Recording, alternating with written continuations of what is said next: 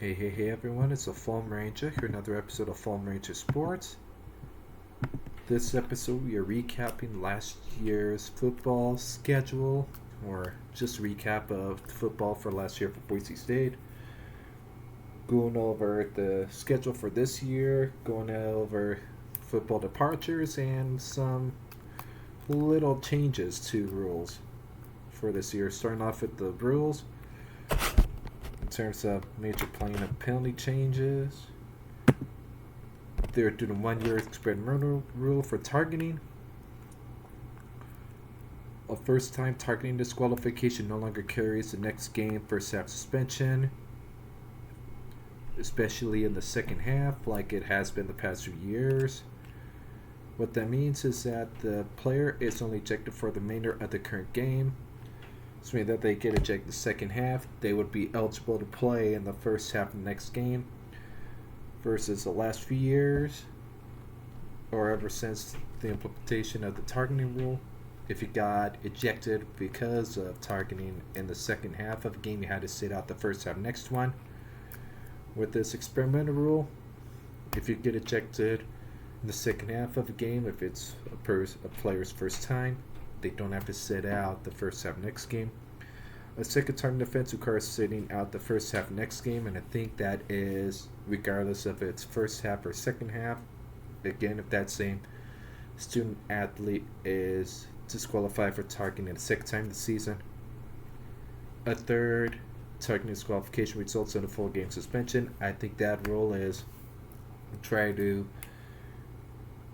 help out the targeting review center, because a few years ago they allowed teams to start, especially coaches and players, to appeal to the NCAA Review Center after a game if a player was disqualified for targeting, to review that. And the reason why I think they're doing it this way now is to cut down on the amount of requests for that, since I think they only have so many people who can review those kind of plays after a game. And in a full week, there's probably like about 60 FBS games and a slew of FCS games that there's a targeting ejection each game, every single game. That's a lot of film they have to go over, and has to be done in a short amount of time from when the appeal comes in. And so I think it's try to help with that workload and to be a little more lenient about it too. Just getting in game, they only have so much time to think on, like 2 minutes maximum for reviews, including for targeting, before they have to give any kind of ruling. Some of it is stands, which could be more 50-50. Sometimes it's more blatantly obvious that it was targeting. Sometimes it's blatantly obvious that it wasn't targeting. They were just reviewing it just to be safe. Again, especially those 50-50 ones, where they only have up to like 2 minutes to review that targeting penalty. It can be really interesting and iffy on if it really is or isn't, and so that's why sometimes they just go with the play stance as targeting, meaning that there isn't enough to really confirm that it was targeting, but there also wasn't enough to overturn it. And then after that, the player or coach will appeal to the NCAA's review center to be like, hey, we really believe that this was not actually targeting. I think it's a good change overall. Another tweak to the rules this year is offensive pass interference. Drops from 15-yard penalty to 10 yards, which matches the NFL standard. In terms of replay challenges, coaches are now granted 2 instant replay challenges per game. If at least one of the first 2 challenges is successful, a third challenge is awarded, provided the team still has a timeout. I think it was always before you only got 2, that was it. If you used both of them, whether you won or lost, that was it. Now you have two, and you could get an additional third one, which is pretty cool.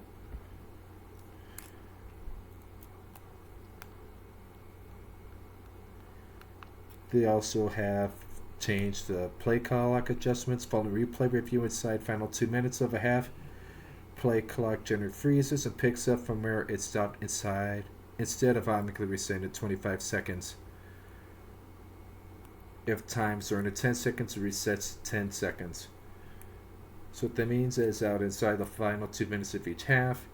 It used to be is that there was a replay review. Afterward, the offensive team got 25-second clock regardless.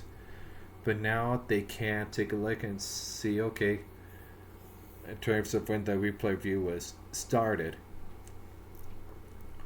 So that means that there were 15 seconds before the review center buzzed out saying, hey, we're going to review the play. Instead of giving the offensive team a whole extra 10 seconds for a full 25, instead it would just be 15 seconds to get the play off or to get the ball snapped, which I think is a pretty good rule. Because again, during that replay review, coaching staff are take consideration, whether the stands upheld, stands confirmed or overturned, and if it is offense, if it is a determination of whether they keep the ball or not. The coaches will be game planning for both scenarios of we're going on defense or offense, still going out, and here's a play we're going to do right afterward.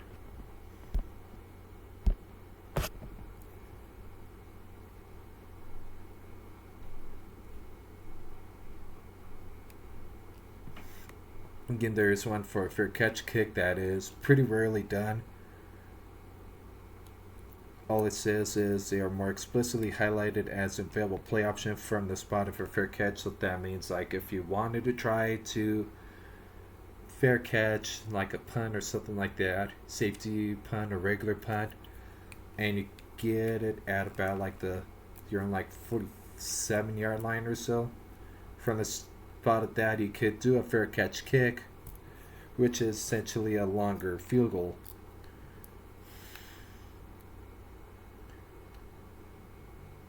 But again, it rarely is done in college football. I think the last one was probably early 2000s in the NFL or something like that. They do happen, fair catch kicks happen, but it's extremely rare. I think it's more NFL level where kickers are really bombing 60 plus yard field goals. In college, 50 to 55 is more the max range, maybe 57. You don't really hear too many college kickers consistently or often hitting 60 plus. That's more NFL. In college, it's more 50, 55, 57 yard field goals. That's the long ones. Some administrative update is that coach and player communication, permissive helmet communication technology expands and standardized across divisions. And one thing that has been happening is in the past week, Lane Kiffin of LSU has been trying to get a couple players the next year of eligibility play for his team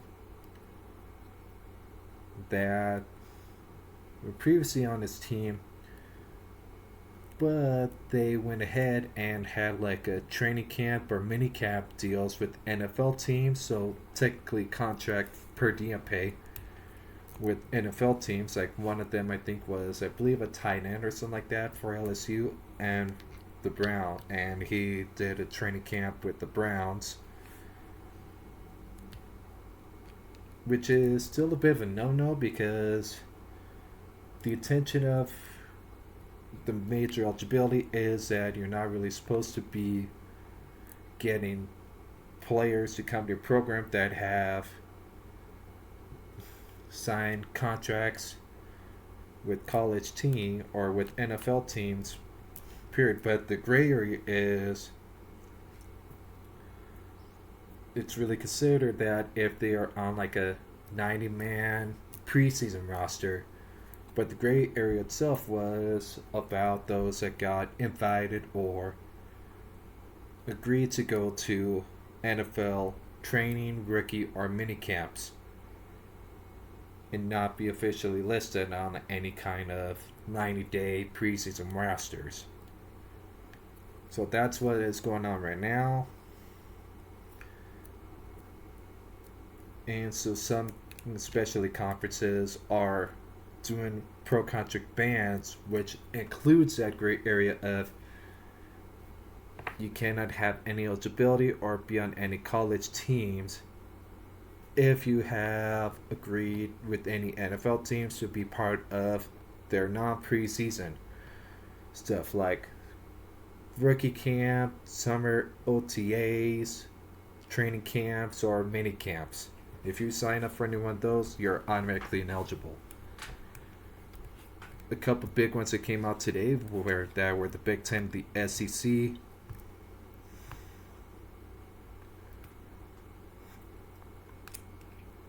And the SEC one is that if a head coach does that in terms of like Lane Kiffin at LSU, is to get a couple players back to the college level who have worked out and essentially been paid by NFL teams to be part of their like training camp or OTAs or mini camps over the summer. If you worked out and signed a contract for payment from an NFL team, that's what it did was that those two athletes that he is trying to bring onto his program for college eligibility. Again, they did do some training camp or mini camps with the Browns. At least one did. The punishment for doing that to try to get them eligible to play after having some experience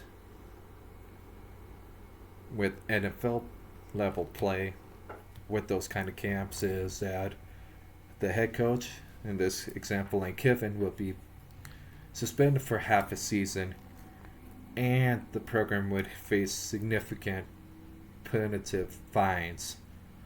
The SEC voted 16-0 overwhelmingly in favor of that ban. The Pac-10 also did something similar.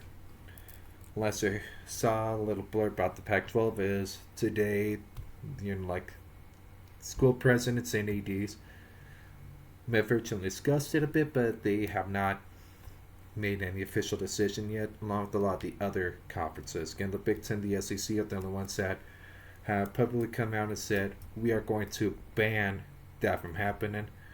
That if you sign any kind of contract and got any monies from an NFL team during the off season, you are 100% ineligible to play in the conference, for any team, for any program in the conference. So that's just some big news and some real changes. I think another one I remember hearing is that they are going to expand and permit a little more player celebrations as well. So that's going to be interesting. Now that I said that, what we're going to do is look at a quick recap of last season for football. Again, it was a bit of standard, not standard. In terms of play, yes, got to 9+ wins on the year. Yes, they made and won the conference championship with a lot of help. But again, the 5 losses were all ugly. They were virtually limited or not really competitive in those games, including the bowl game. They either won by double digits or really lost by double digits, and a lot of those losses, the Broncos only scored one time, allowed like 35+ points to the opposing team. Spencer addressed that in the Monday before the start of fall camp, or the Monday of the week at start of fall camp, and said that it was not really the standard or not really acceptable about how the program performed last year. Said there was a little selfish and undisciplined play. Nathan Curl tweeted out something that Pro Football Focus rated all 138 college football teams on missed tackles, and Boise State last year was 134th out of 136, or yet they were like second worst in terms of team tackling and missed tackles last season. Again, selfish play a bit is about more hero ball or me ball, not really being about the team. I mean, we saw that a bit after the offseason of the Fiesta Bowl in 24. Former Bronco Braxton Feely decided after that Fiesta Bowl to go into the portal. Yellow was thinking, why not just shop around, see if find something better. But then when it came back, it became known that one of the main reasons why was that he did not think his position room on the defensive line was going to be that good at all. So selfishness part of that is, I believe, is trying to find a much better quality D-line room so that he'd be able to get a lot more stats in his favor, not be facing a lot like double or triple teams, or to be having the opposing offensive lines be really focused on him. Instead, they could focus on others on like a power conference school, could be a little overlooked, which would allow him to have a lot more like tackles for loss or sack numbers to potentially help him get to, as was hoping for, the NFL and the NFL draft. Again, he went undrafted. Again, grass wasn't as green. He valued currency over value in terms of that. And then he came back begging to get back on team, essentially. And the coaches and players said, okay, we'll allow you to come back to the team, but you got to re-earn our trust and re-earn your play time and your position on the depth chart. And he did that pretty well, and he had a pretty good year last year, too, for the Broncos. But again, how he went about it, probably not the best way. Then he also had like Latrell Caples. Going last season, he was supposed to be a great wide receiver for us. Unfortunately, he failed to live up to that. He had a lot of drops. He would reportedly give up on some routes in games. And I always remember at Notre Dame last year when we were driving and had a we had a good drive going that right up halftime we could have scored and got back into the game more. So I think we're only down at that point like maybe 14-7 or something like that. We got a first down, but on that first down play he did something really stupid and got flagged for 15-yard penalty, which backed us up outside of field goal range, and then we stalled out after that. And of course you can forget Chris Marshall at Nevada Reno last year when he was having an off day, missing catchable balls, dropping balls, and when either the Matt Miller or Nate Potter or Spencer said, hey, we're gonna sub you out for now just so you can get a bit of a mental refresh, he said, nope, I'm not coming out. Was pounding locker room, and turns out didn't come out of the locker room at all in the second half. And then Spencer then said that they're going to punish him for that, for not being a team player in that situation against the rival Fresno State at home for the Bound Milk Can, and we got dominated that game. So again, last year there was a lot of selfish and undisciplined play, which resulted in some really not Boise State-esque football played. I think last year was the year we commit the most penalties and or the most penalty yards as a team on offense and defense. A lot of unnecessary false starts, a lot of unnecessary holds, or again like Trail Caples 15-yard unsportsmanlike penalty. Then a lot of like roughing the passer calls or other big penalties on defense as well that shot ourselves in the foot. And let's all forget, like that 4th down fake punt We were caught flat-footed. We weren't paying much attention. That went for a touchdown again. Just some undisciplined secondary play in that game as well, including by Damon Banks, who essentially gave up on one of those plays that allowed them to score as well. So again, last year was definitely not the standard in terms of overall how the team played. Even though we got to 9+ wins and we won the conference, it was a little ugly, to put it nicely, I'd say. So that's a bit of the bow on last season. In terms of departure for football, starting off transfers, Greg Ard. Last year he was a redshirt freshman. Well, the year before, last year he was a redshirt freshman. He saw some playing time, but decided to transfer to UT Martin instead of trying to compete for more playing time or to get better with the Broncos. He decided to go to UT Martin. Tyler Keenath, again, he's played for the Broncos for a few years, inter O-line, transferred to Mexico State. Linebacker Clay Martineau, he decided to transfer to New Mexico during the offseason. Again, he would have been slated to be a massive boon to the linebacker room if we were to stay, but nope, he transferred out. One of the back quarterbacks, Caleb Bennett, he transferred to UCF. Again, he didn't really see much playing time at all last season, only at practice. The only two QBs who got in action last year were Maddox Madsen and Max Cutforth. Punter Roland Podesta transferred to Coastal Carolina in the offseason. Again, we had like Oscar Doyle as a punter. Kenan Moore can do punts, and we also brought on like a walk-on as well in the offseason. So I think he basically decided he was going to try to earn playing time at Coastal Carolina instead. A little bit of a loss to the running back room was Breezy Dubar. He transferred to Missouri State. In the offseason, Austin Bull was kicked off the program for violation of team rules. Apparently that has been building for a little bit. Like sometimes sounds like at practices he wasn't fully giving it as much as he could. Maybe some of it was, like not really taking care of business as should in classes. And then after he got kicked off the team in about April, near the start of spring ball for the Broncos, he got arrested.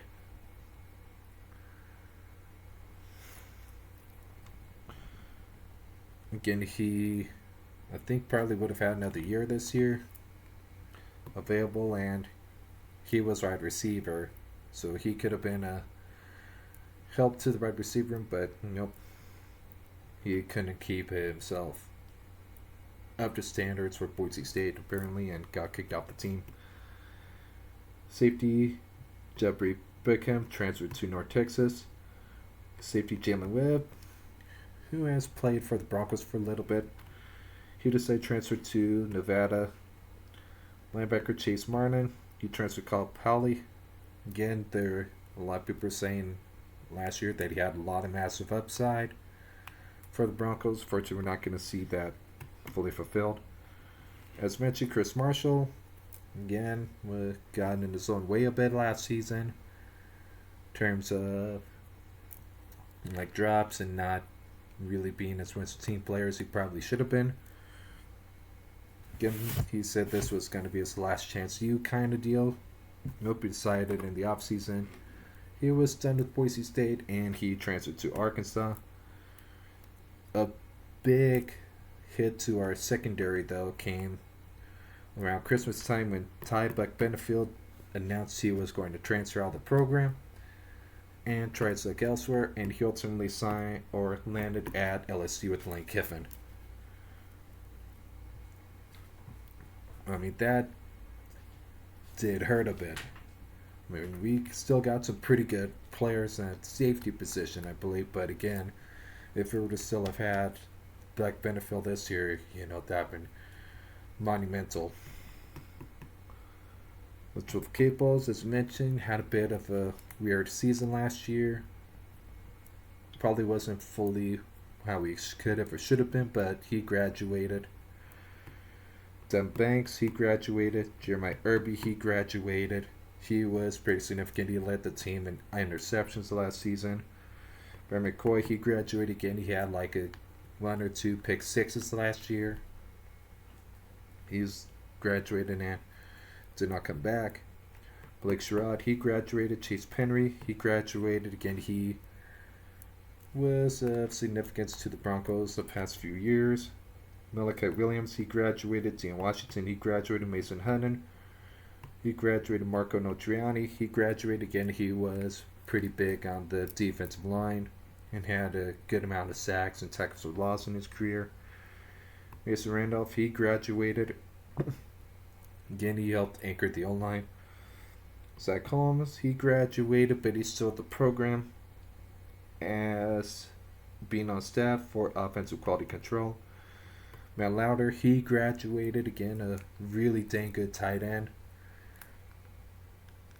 And he just today, on August 25th, signed with the Minnesota Vikings of the NFL.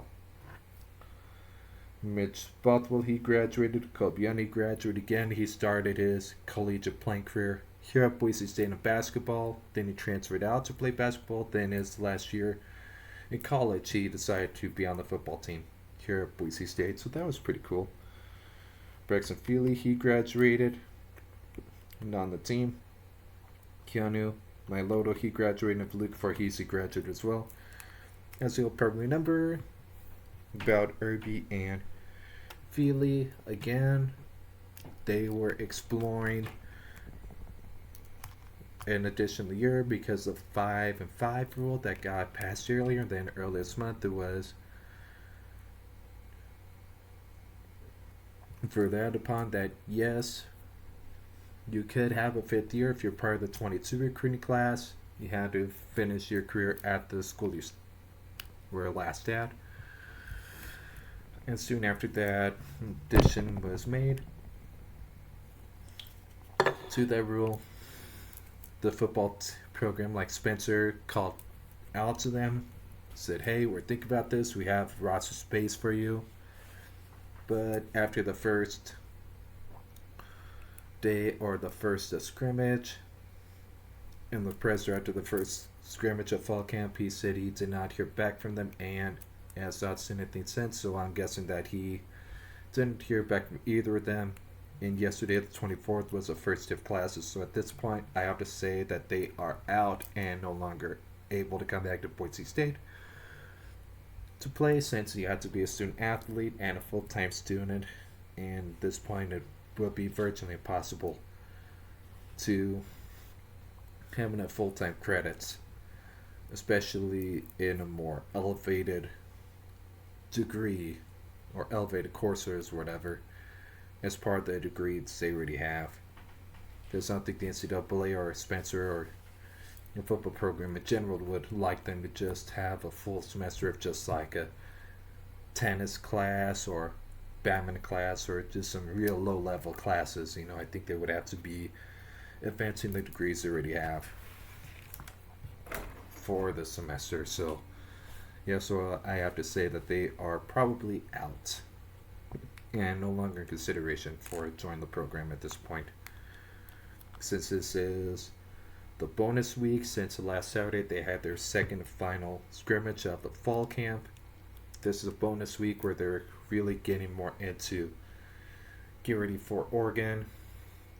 They have practice tomorrow, the 26th. I think they'll have a scrimmage on Saturday, if I remember correctly, where they really finalize the depth chart for week 1 at Oregon, or the first game of the season, week 1. Since we did not play this week, and this week is officially week 0 with the first games of the college football season this weekend. So now that we got all that out of the way, let's look at the schedule. Gonna just allude to it. Their first game of the year is going to be Saturday, the 5th of September. Every game this year is a Saturday game. Excuse me.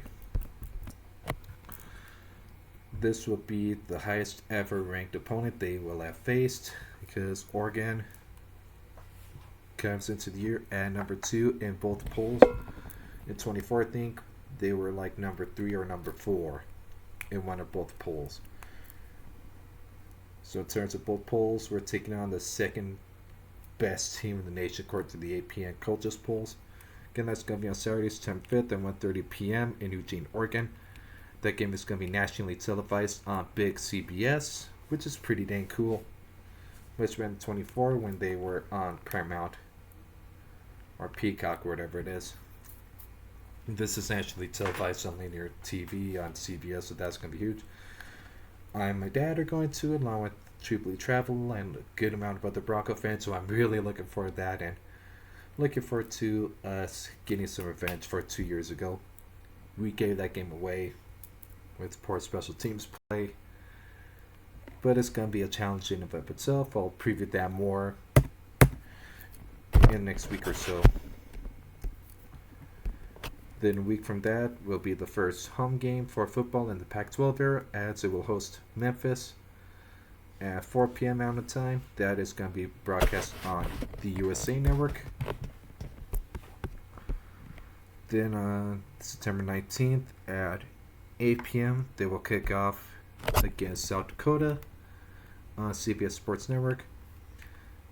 Then on Saturday, September 26th, they'll play Western Michigan. That is still to be announced because it's probably going to be an ESPN game. I think ESPN does some action.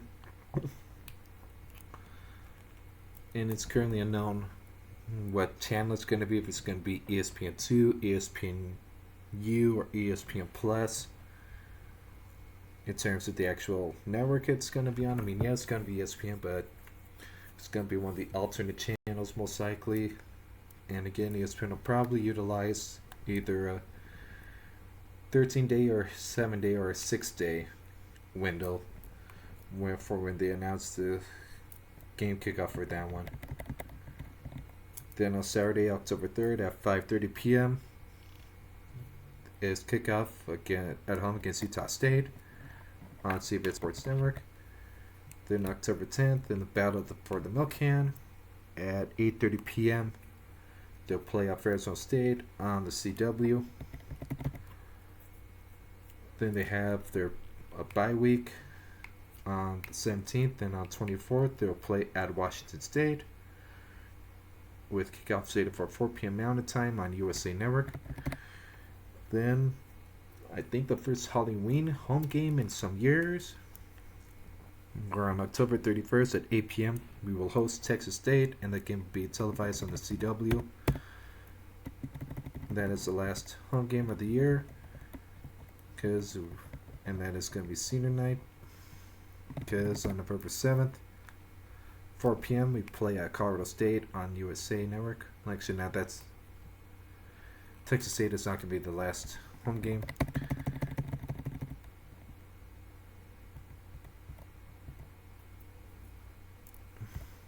Because on November 14th at 4 p.m. we host Oregon State on USA Network, and then November 21st at 7:30 p.m. will be kickoff against San Diego State on USA Network. And as I mentioned, on the 28th is a flex game, league-wide or conference-wide. The last regular season weekend, that last Saturday of November, is going to be a flex game. For the conference, I believe, after all games are played on the 14th, is going to announce what those matchups are. Try to get the best games possible for that flex weekend. For not only the try to get potentially the Pac-12 champion even more notoriety and a better schedule, but also to try to get even better bowl time or better bowl matchups as well. The Pac-12 championship is going to be at the highest rated team or highest ranked team on December 4th at 6 p.m. That can be televised on CBS.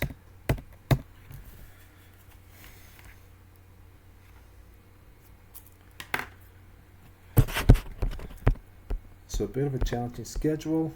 I mean, yes, South Dakota is an FCS opponent, but they are towards the top of the FCS.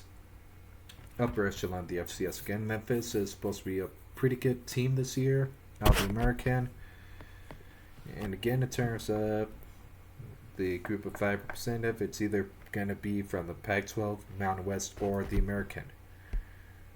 Memphis is trying to be pretty good this year at the American, and Western Michigan is also pretty good. Last year, I think they were either in or won the MAC championship.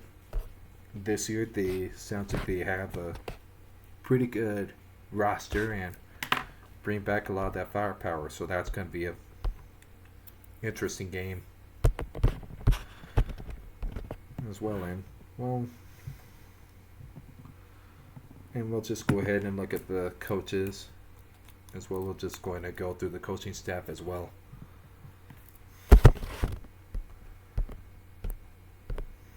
And there's a lot of coaches. Again, head coach is Spencer Danielson. Again, this is like his 3rd full year as head coach. In 23, halfway through, he became named the interim head coach. Before that, he was the defense coordinator. Then it's Stacy Collins, assistant head coach, special teams coordinator, and linebackers coach. Again, a few years ago, he came back. I think 24, he came back to the Broncos after spending a couple years at Penn State. Before that, he was with the Broncos for some time, and our special teams unit was elite. Eric Chenander is a defense coordinator. If I remember correctly, he came over like 23 or 24, or was named DC in those years. Or, yeah, December 22, he joined the conference, or joined the staff. He took over the DC role in 24.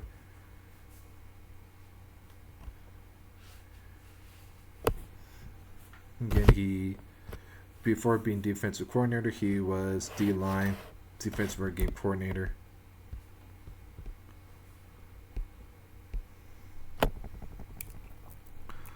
He's also spent time at Nebraska, UCF, Oregon, Philadelphia Eagles, Northern Iowa, Ellsworth Community College.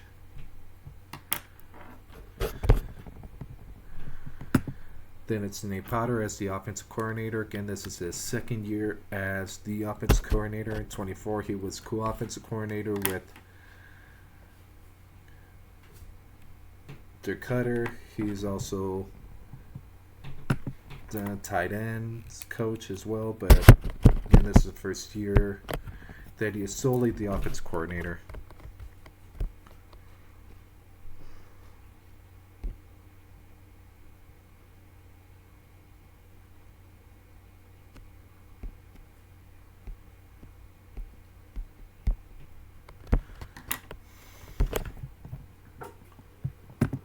After Nate,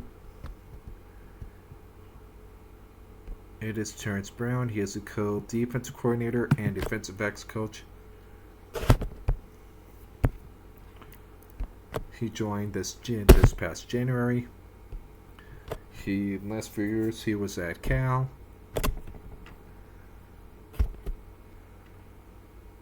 Before that, he was also at Vanderbilt and twice in Washington. And he played for Stanford.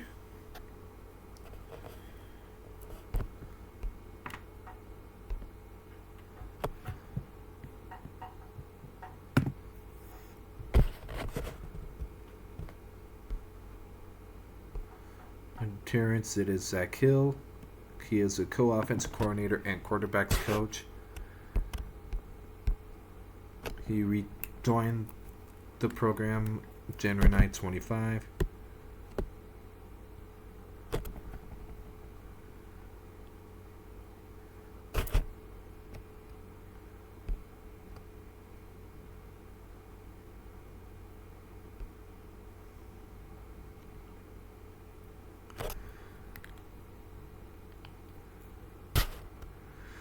From 2016 to 2020, he was with the Broncos in this first stint. Then from 2020-21, he was at Arizona State.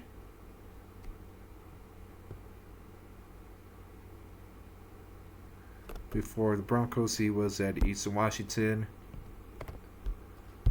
And again, last year, because of some things that happened at Arizona State, he was prohibited from going on the road to recruit. Could only do recruiting when recruits visited here. But that was only for last year. This year, I think he can do full recruiting, including going outside of Boise and going to see recruits in their home communities.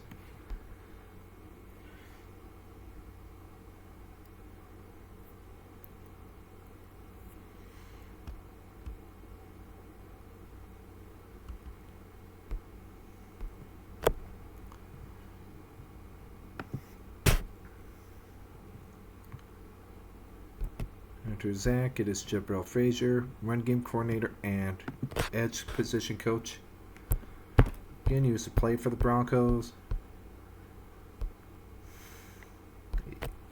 In 2020, he returned here as a defensive grad assistant and served as the edge coach since 23. And this year is promoted to run game coordinator as well.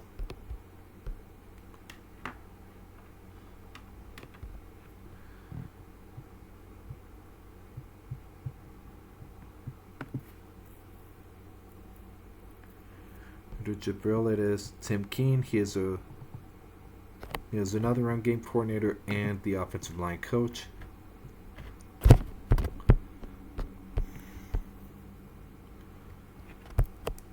He's been at the program since 2021 with the offensive line, and he was promoted to run game coordinator in 25.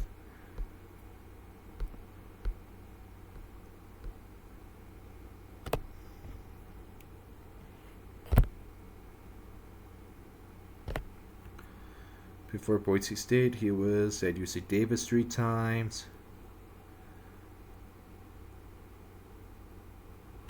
Long College of Idaho.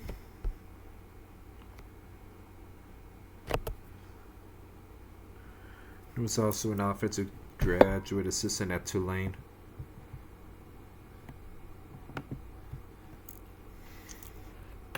So he brings a lot of experience as well. Then it's Alvis Whitted, pass game coordinators as wide receivers coach. He is new to the program this year.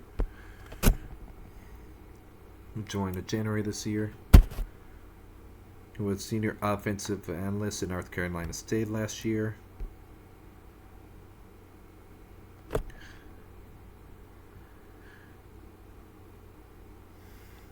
He played 9 years in the NFL. Spent 1 season coaching wide receivers at Green Bay. He also coached wide receivers at Utah from 23-24 and Colorado State from 2012-2018.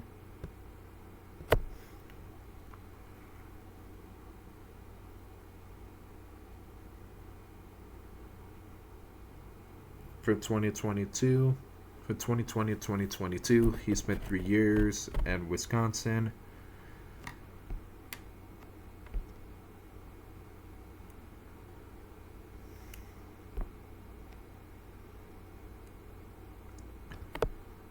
And prior to Colorado State, he was offense quality control assistant UCLA in 2011.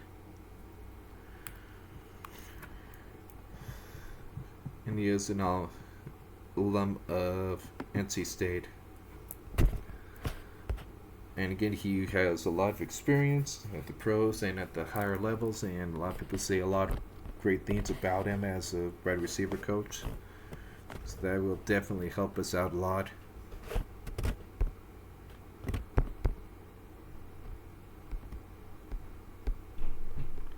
After Alvis Whitted, it is DJ Killings, cornerbacks coach.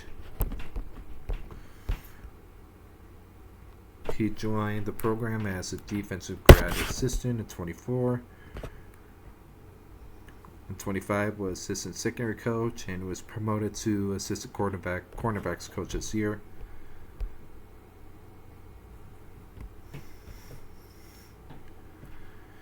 Before joining the Broncos, he played in the NFL and CFL and served as defense staff assistant intern for New York Jets 22. He is an alum of Central Florida.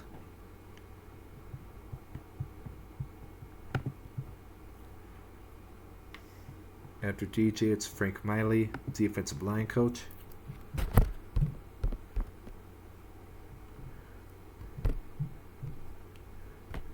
He rejoined the program at 25 as defensive analyst and was named D-line assistant coach this year.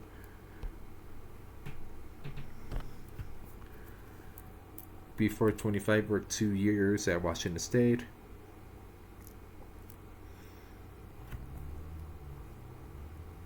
Before Washington State, he was with the Broncos as assistant head coach and defensive line coach in 21-22 year.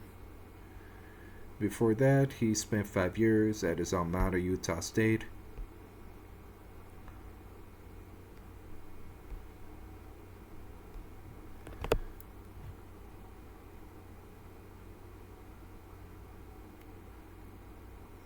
Before Utah State tenure, he was at Vanderbilt from 2014 to 15.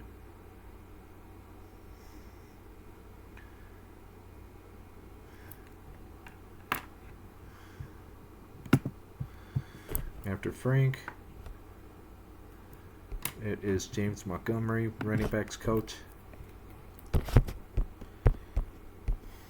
He joined the program January 31st, 23.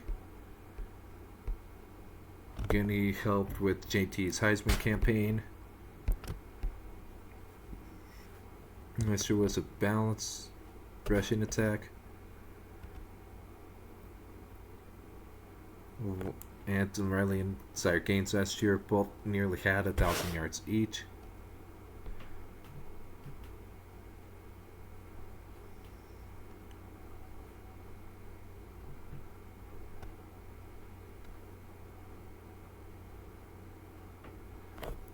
He also coached at Fresno State as well.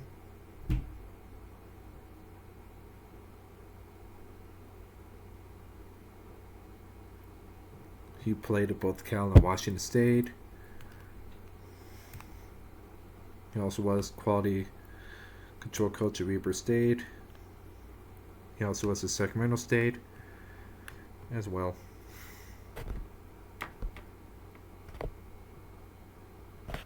And before Fresno, he spent 2 years at Cal Poly. Again, James Montgomery is a real good running backs coach. After James, it is tight ends coach Justin Udy.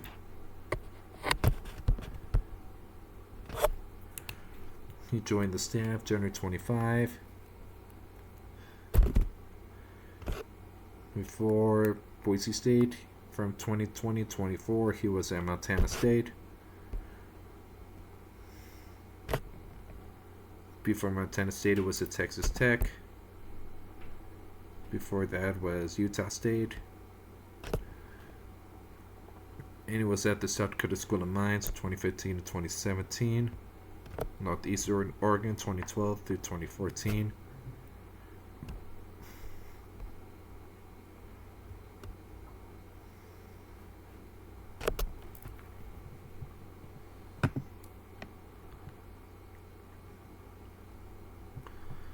Udy is Derek McMahon, assistant defensive backs.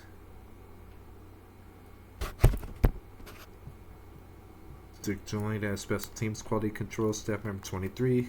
This is defensive backs coach prior to this season. Before joining the program, he was at Buffalo.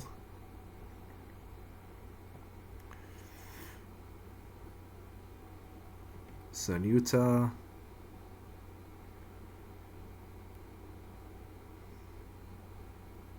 And Palomar Community College. And he played collegiately at Wyoming, along with Palomar Community College.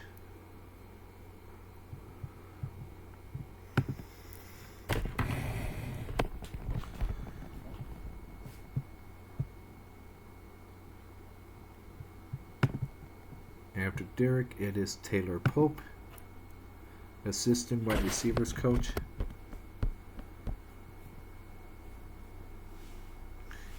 He returned the program April this year.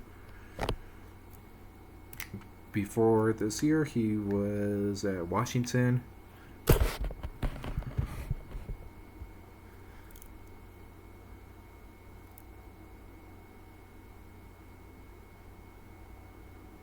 For a couple years.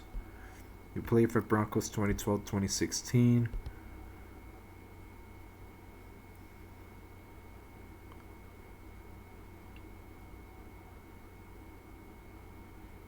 He's also been at Xavier College Prep and Fresno State as well, in terms of coaching. After Taylor, it is Stal Satterley, assistant linebackers coach.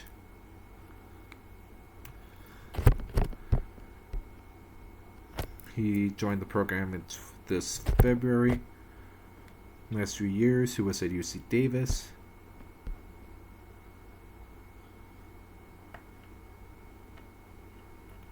And he played for the Claremont Mudscripts football program from 2018 to 2022.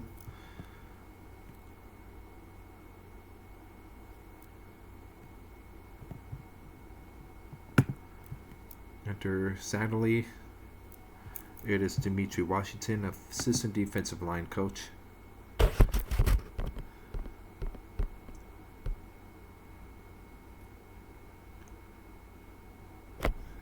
He joined the Bronco coaching staff assistant edge coach prior to 24 and moved to assistant coach on defensive line 26.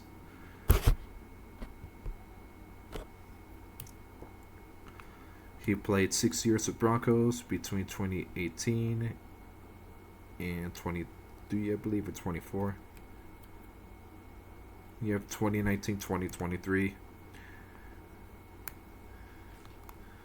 Then after the 23 season, he joined the program as a coach.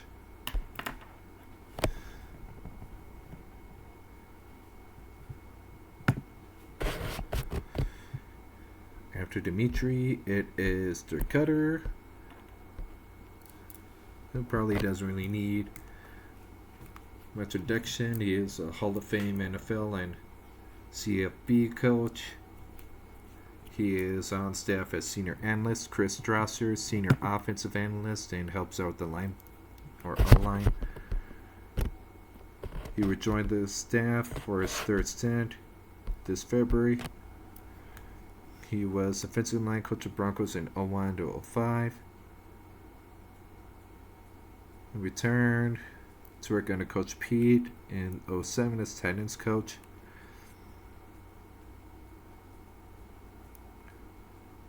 He was promoted to assistant head coach, offensive line coach, ranking corner in 2010, and did that for 4 years before going with Pete to UW.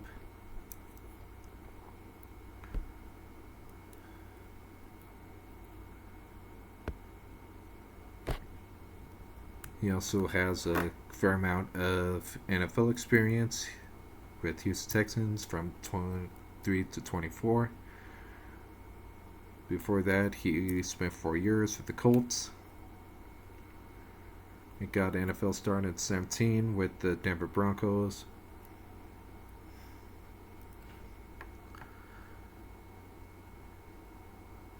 He also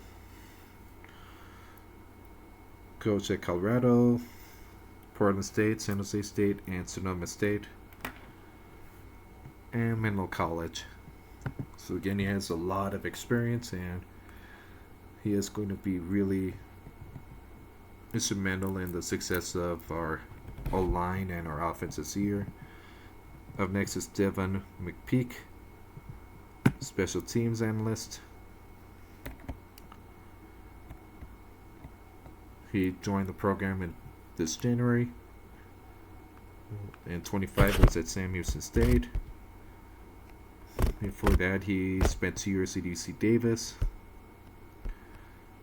Began his career coaching in 2017 with DBs at Northern Arizona.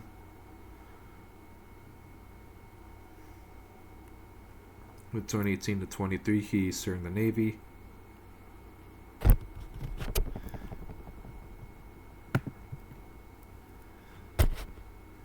After Devin, it is Kenny Zamberlin, offensive quality control. He joined the staff in 25.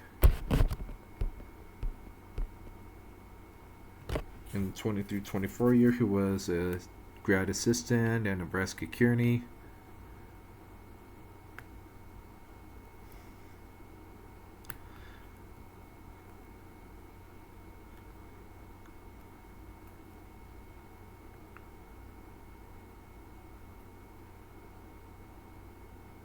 Before that, he spent 22 with Montana, and in the season at Ohio. He began career assistant wide receivers coach with College Vital in 21.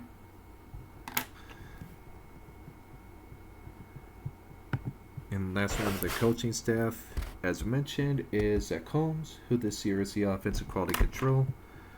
In his first year, I believe, of coaching, since last year he graduated Boise State.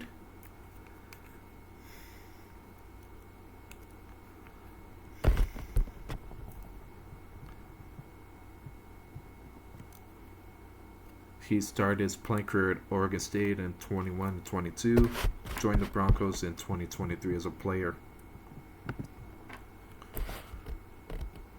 In terms of support staff, there's Benjamin Hilgard, Director of Sports Performance, Marquise White, Associate Director of Sports Performance, Colin McKelvey, Assistant Director of Sports Performance Coach / Director of Sports Science, Josh Price, Senior Assistant Director, Sports Performance, Tom Kie, Assistant Director of Sports Performance, Jeremy Bush, Assistant Athletic Director of Athletic Training, McKenna Drebno, Associate Athletic Trainer, Michael Fanning, Assistant Athletic Trainer, Charlotte Siegel, Charlotte Siegel, Assistant Athletic Director, Chief of Staff, Kenny Macklin, Director of Football Ops, Brandon Jones, GM, Landon Yule, Director of Player Personnel, Shawnee Fisk, Director of Recruiting, Lou Major, Assistant AD, Football External Affairs and Bronco Pro, Dale Hostate, Athletic Equipment Operations, Blake Schulte, Athletic Equipment Operations, John Hagan, GA Football Equipment, Kellen Jolie, GA Football Equipment, Reed Snyder, GA Football Equipment, Luca Turing, GA Football Equipment, Parker Weber, Director of Video, Tyler Caldwell, Football Video, GA, Samantha Wade, Performance Nutrition, Nikki Kelly, Performance Nutrition, Billy Hawkins, Head Coach Operations and Program Engagement. So a bit of a lengthier episode. Again, I just went over in this episode a bit of the minor tweaks and changes to the NCAA rules for football for this year. Just did a quick little recap of last year, went over all the departures from this off season for football, went over the schedule quickly for this year, and went over the coaching staff for the 2026 Pac-12 Year 1 for football. Again, I'll be doing more football videos, previewing the team, and I'll go position by position alphabetically. So, yeah, have a wonderful rest of your night, and go Broncos.